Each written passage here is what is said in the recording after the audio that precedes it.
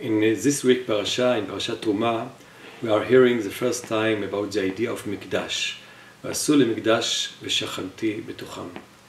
And I would like to use this opportunity to share with you some thoughts about a controversial issue that taking place right now within the religious community and the Israeli, actually the Israeli society in Israel in the period of time. And I'm speaking about the status of Har HaBayit and the idea of Jews going to pray, to daven on Har HaBayit.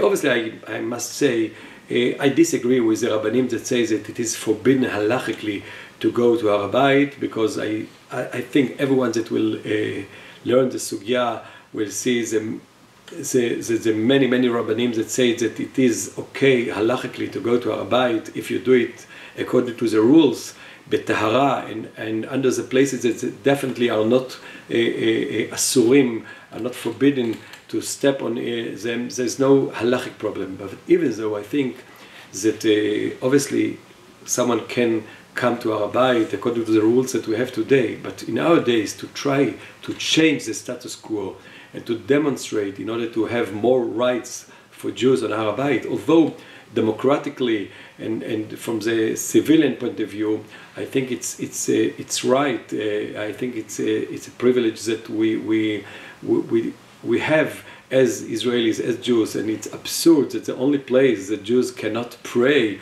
is the holiest place that we have. Is the only place that we don't have right to pray on them according to the regulations and the restrictions and laws today, because it's considered to be provocation to the Muslim on Har HaBayit. And even though I think that in our days to try to change the status quo and to make a demonstration to push to this direction, it's something that it is a mistake from any level, from any dimension, from any point of view, politically, halachically, and religiously. And I would like to try to explain. Politically first, I think that everyone that knows the situation right now knows that this kind of changing of status quo, it will be considered by the Muslim world, and I'm speaking about almost 1.5 billion Muslims of the world, it will consider to be a provocation that can cause a war, that it will be terrible war, a religious war. This is the last thing that we need nowadays, and therefore I think it's a mistake. It's crazy to try to push to this direction nowadays, and therefore halachically as well.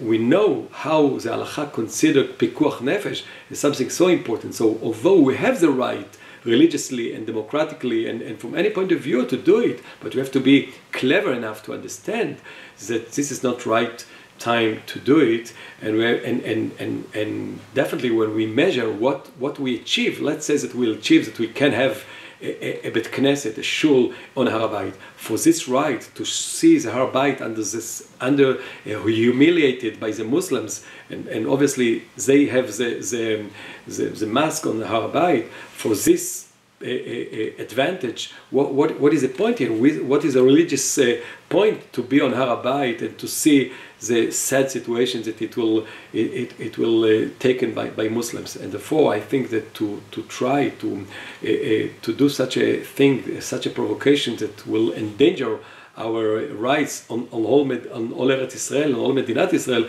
it's a mistake, it's a crazy thing, and therefore it's really mistake, as I said, politically and halachically. But the most important point in my eyes, I'm not speaking as a politician, because I'm not, but as a rabbi, I think it demonstrates this idea that we have to fight for our rights on Har HaBayit,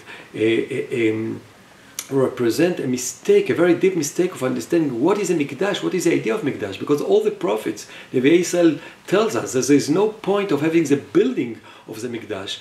We have the right to have the Mikdash after we'll fix the society. All the Nevi'im spoke about Dinu Yatom, Dinu Almana, about the widows and the orphans and the tzedek and justice, Tzion b'mishpat tipadeh, v'shaveh b'tzdakah. The way to build the Mikdash is to fix the society and to bring more justice and more mercy and more tzedakah, chesed and emet to our society. This is the way to bring the Shekhinah to our Bayit. The building by itself is nothing. It's like a body without a soul. What is the idea to see just a body without a soul, just a guf bli neshama? Therefore, let's say that we'll have the right to build the building right now. But if the situation in Am Yisrael is right now, like now, we are not ready enough to have Har Bayit. Our religious and our moral situation is not deserved to have Mikdash in our days. Is not deserved to have Hashrat Shekhinah in our days. There is no any makor, any source in our sources in the Talmud, in the Gemara, in the Mishnah that we can see, we can learn from it that if we'll have the building, Hashem definitely will bring His divine presence, His Shekhinah, to be in the building. Quite the opposite. All the mekorot that we have tells us that it depends on our behavior. We have to be deserved to have Hashrat Shekhinah in our days. And therefore, Rav Tzvi Yehuda Kook, he was very, very active, as we know, politically and religiously in building Medinat Israel and the Itnachaluyot and Gush Emunim. He said the sentence that regarding Har Bayit, we are like Satmer, like Neturei Karta. We are not active, we're just waiting. Why? Because when we're speaking about the physical building of the Medina, definitely we have to be active, we have to build, we have to do things, and not to wait to the Mashiach. But when we're speaking about Mikdash, about Hashrat Shekhinah, about the divine presence coming to the Mikdash, there's nothing that we can do by just do physical things in order to promote it. We have to make tshuva, we have to try to bring Ruach Hashem to the Medina, to Am Yisrael, to make tzedek and tzedakah in Am Yisrael. And just then we'll have the privilege that we'll see in our days, Be'ezrat Hashem, the fulfillment of the tefillah, ותחזינה עינינו בשובך לציון ברחמים. במהרה בימינו, אמן.